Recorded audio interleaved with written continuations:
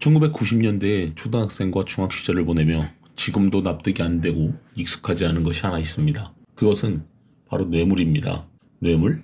읽히는 느낌부터 오묘하죠. 사전적 정의는 어떤 직위에 있는 사람을 매수해서 사사로운 일에 이용하기 위하여 넌지시 건네는 부정한 돈이나 물건이라고 되어 있습니다. 사회인이 된 지금도 주변을 보면 여러 형태의 뇌물들이 오갑니다. 주로 상품권이랄지 식사 대접, 성접대도 아직 있겠죠. 그리고 여성들도 사회에 진출해서 고위직 분들이 꽤나 많아서 명품 가방, 비싼 공연 티켓, 해외여행까지 무언가 받아내기 위한 돈과 물건이 오갑니다. 당신의 역사를 시작하면서 처음 파고들고 싶었던 것은 바로 체벌의 역사였는데 학창시절 억울하거나 과하게 맞은 사람들의 기억을 모아서 유튜브로 기록하고 싶었죠. 그런데 생각보다 맞았던 사람들은 별로 없고 다른 고민들로 말을 이어갔어요. 그건 바로 억지 뇌물 요구입니다. 이 채널 운영자인 저도 생각해보면 맞았던 기억들도 많았지만 생각보다 선생님의 말과 느낌 때문에 마음의 상처가 됐던 적들이 많았습니다.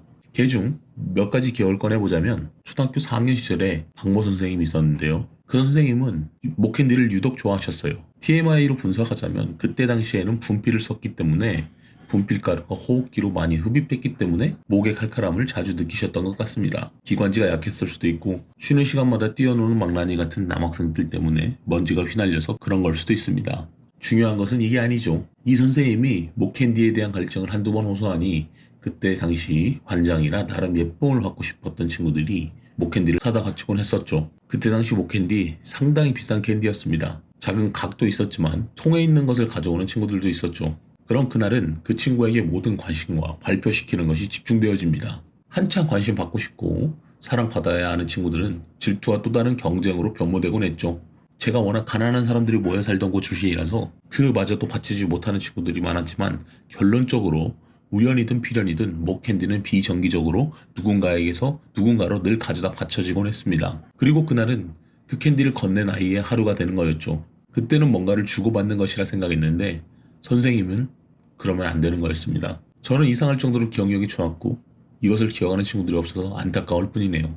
지금 연락하는 동창들이 다만 이 선생을 기계끼 정도였다만 기억하는 정도네요. 다른 이야기는 성적을 빌미로 거래하는 선생님들의 유형이 있었습니다. 지금도 마찬가지겠지만 모든 시험은 OMR 카드에 컴퓨터 사인펜으로 마킹을 했었습니다. 저의 중학교 시절에는 콜라와 자키자키 선생님들이 있었는데요. 이 두 분은 OMR 카드를 한 장씩 바꿔줄 때마다 한 병의 콜라와 자키자키 과자 한 봉지씩 각각 요구했습니다. 이게 그냥 장난스럽게 넘어가는 것이면 제가 말을 안 했죠. 그냥 넘어가려던 학생들에게 지나가다 만나면 너 안 사오냐? 라는 말을 했다고 합니다.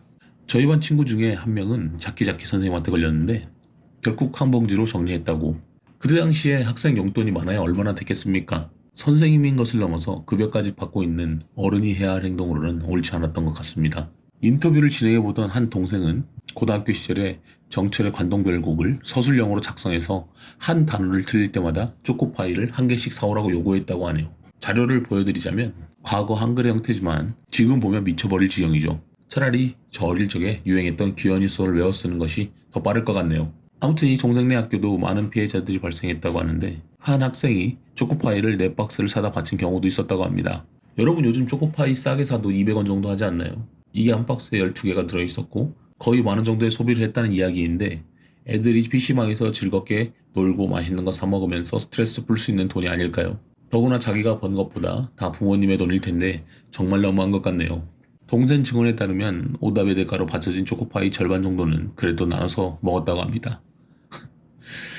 그래도 나머지 절반은 자기가 다 가져갔다는 거 아닙니까? 공부를 잘하면 상관없겠지만 여기서 공부를 못해서 피해본 친구들도 지금 다 어른이 돼서 사회에 기여하고 있는 사람들인데 어릴 적부터 역차별을 당했네요. 학생 본분 공부라지만 그때 당시 학생이 가지지도 못한 돈으로 해결하려 드는 선생님은 문제가 있는 것 같습니다.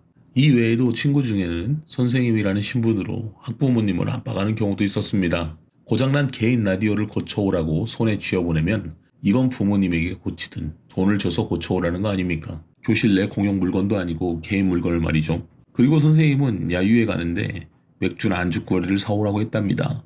이것도 웃긴 게 이때 시대에도 어린애들은 술과 담배를 살 수 없었으니 부모님께 사오라는 거지 뭡니까? 교실에 놓을 화분을 사와라. 아직 주고받기의 정확한 개념도 모르는 어린 친구들에게 도대체 뭘 요구했던 건지 혼란스럽기만 합니다. 지금 성인이 된 여러분들의 어린 시절은 어땠나요? 지금 학생인 여러분은 어떤가요? 사회에 나와서 아직도 이런 갈등을 겪는 분들도 계신가요? 갈등하는 당신을 저는 응원해 보겠습니다. 적어도 고민은 하고 있는 거니까요.